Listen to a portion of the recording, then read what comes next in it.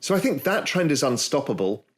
But then obviously the layer of Web3 that lays on top of it, how can you use this technology in other new and unique ways, is the driver that turns it into a Metcalfe's law adoption model, because you're building systems on top of a network itself. So it kind of becomes self-reinforcing. The other really, really big thing, and people don't really understand it yet, is Ethereum having a yield and a liquid yield out to 12 months. It means you've got a money market curve for the internet. And that gives you a value of money. It gives you an ability to price risk. What is a yield on a CeFi platform, risk adjusted versus ETH pure staking? It's very interesting because you're creating, I think ETH is actually almost a complete global digital economy right now, which is very interesting to me. And I'm going to be writing a piece on this as well, about how in front of our eyes, we've actually built a whole new economy. I haven't really realized it.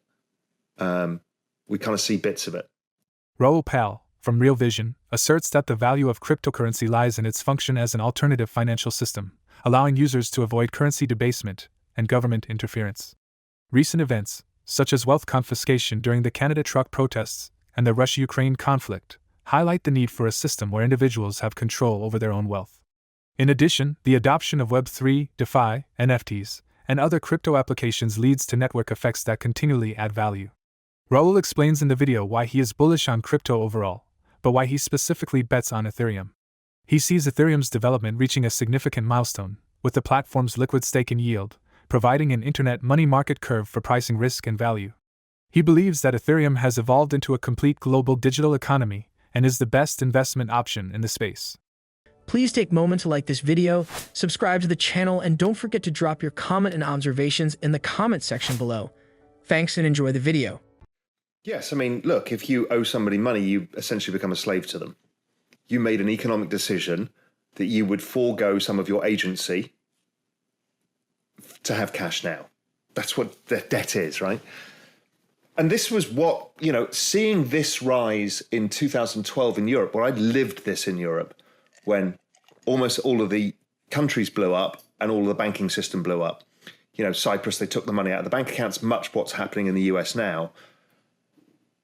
And seeing everybody lose everything is what got me into crypto, because it gave me a sense of agency. And it is an answer to all of this. And that's why I've always referred to it as the Bitcoin life raft, or a parallel financial system. It's actually not parallel, it's actually converging. And I think it converged in 2020. But I think, from the Russian sanctions and basically destroying their sovereign reserves, through to ongoing debasement of currency, through to the ever-changing geopolitics and the uncertainties, through to the fact that the adoption of digital technologies overall is increasing the probability of the adoption of digital systems of value, it kind of feels like, okay, well, this is the perfect place for me to get some agency back in my life, where I'm not as restricted by the forces. Of course, we all are restricted by the forces because we have to earn a living. We have to live physically in a country where you either have to pay taxes, you have to be part of the political system, and you earn in that currency.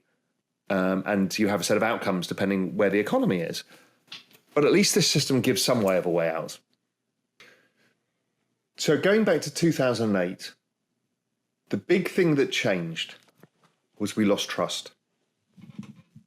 We lost trust in the system. People lost trust in the American dream or the European dream.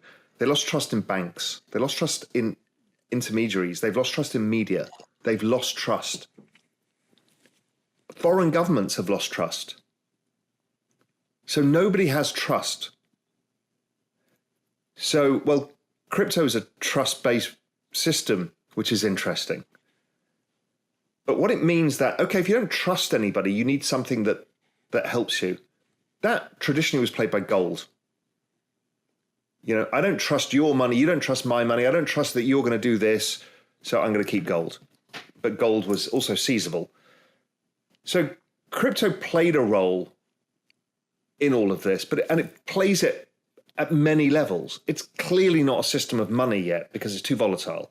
It's impossible to try and deal with daily transactions for bread in a Bitcoin price that goes up and down, up 700% and down 70%.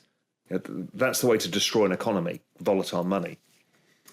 But in terms of long-term overall savings, because it offsets the debasement of currency, which is driven by the debt and the demographics and everything else, it works very well indeed, in fact, better than anything else.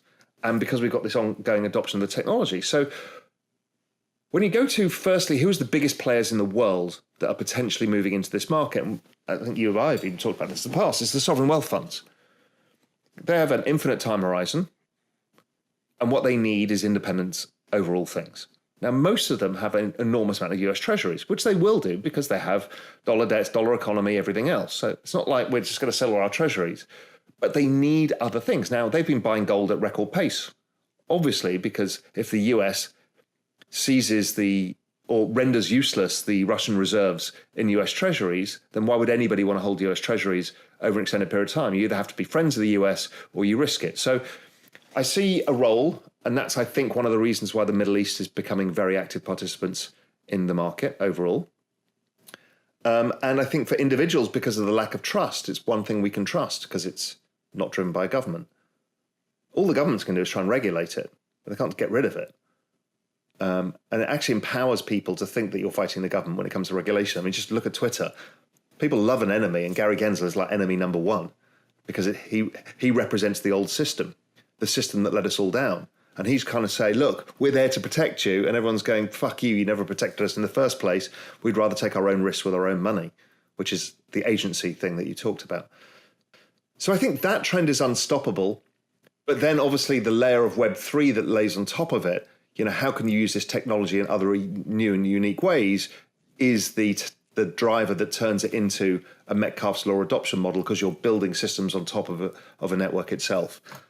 So it kind of becomes self-reinforcing. The other really, really big thing, and people don't really understand it yet, is Ethereum having a yield and a liquid yield out to 12 months. It means you've got a money market curve for the internet. And that gives you a value of money. It gives you an ability to price risk. What is a yield on a CeFi platform, risk adjusted versus ETH pure staking? It's very interesting because you're creating, I think ETH is actually almost a complete global digital economy right now, which is very interesting to me. And I'm going to be writing a piece on this as well about how in front of our eyes, we've actually built a whole new economy and we haven't really realized it. We kind of see bits of it. For more Daily Dose Crypto News, check out these 2 awesome videos on your screen.